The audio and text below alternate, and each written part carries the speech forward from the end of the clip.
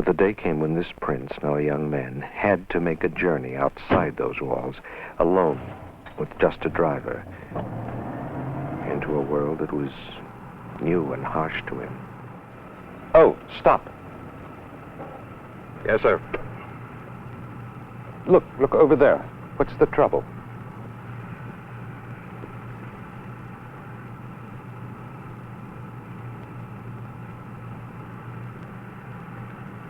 They're sick.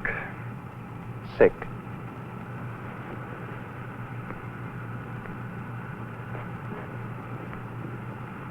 The world's full of sick people. You've been lucky. You haven't had to look at them.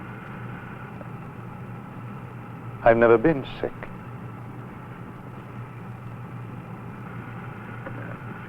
You're young yet. Chances are that you... Yes?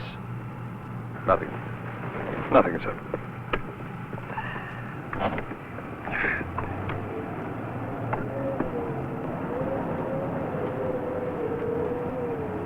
Stop a moment.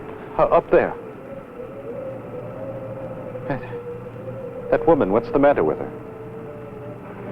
There's nothing the matter. She's just old. Everyone gets old one day. I will. So will you. Oh, that's nothing for you to worry about now. You might do better than most. For a while.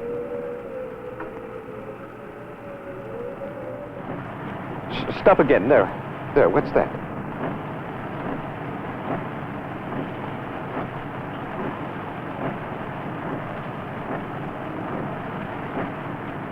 A funeral. It's for the dead. The dead.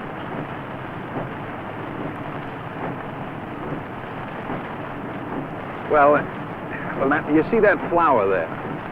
Well, eventually it'll die.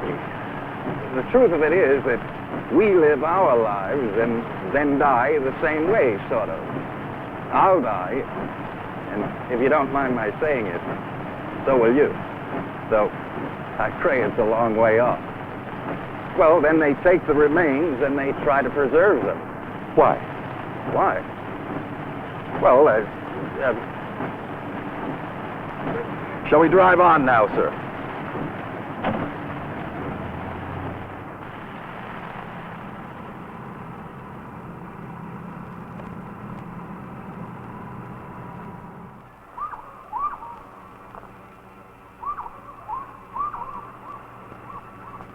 It's getting late, sir. We've been here some time now.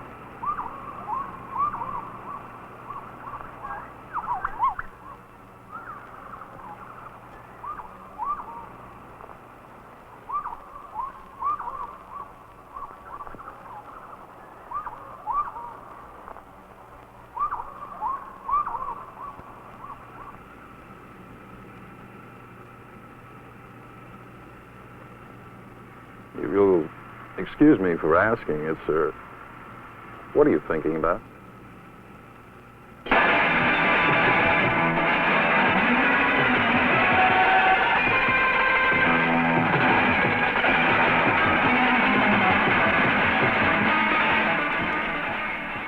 The prince resolved to find an answer. He drew away from the family he loved. He left the palace walls forever, which stood to blind and deafen and numb him to reality. He drew into a world of ordinary men, seeking a way to cope with human suffering. First, he sought out two of the most famous philosophers of his time. They had no real answers. So, for the next 6 years, he slept on thorns and starved himself religiously in hopes of getting an answer. Well, he found that to be useless. Finally, he seated himself in the shade of a tree, resolving to sit there in meditation until an answer came to the problem of birth and suffering and death. The gods sent no answer. Instead, demons came to tempt him from his purpose, to entice him from it, to terrify him from it.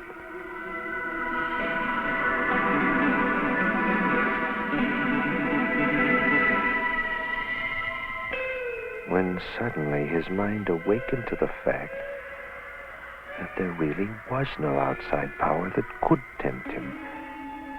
All existed in his own consciousness, like masks worn by the mind. All that we are is a result of our thoughts. If a man speaks or acts with evil thought, sorrow follows him. If a man speaks or acts with a pure thought, happiness follows him. Thought upon thought, action upon action, a man shapes himself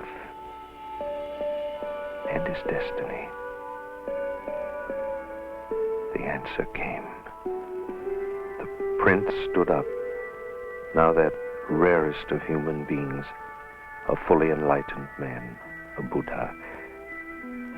For the rest of his life, he wandered India, teaching a way of enlightenment, truth, and brotherhood. He was nearly 80 when he died. Among his last words to his closest followers were, "Work out your own salvation